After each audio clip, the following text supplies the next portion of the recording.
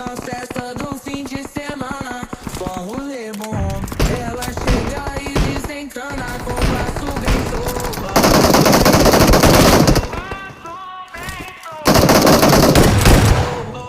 Na festa do fim de semana.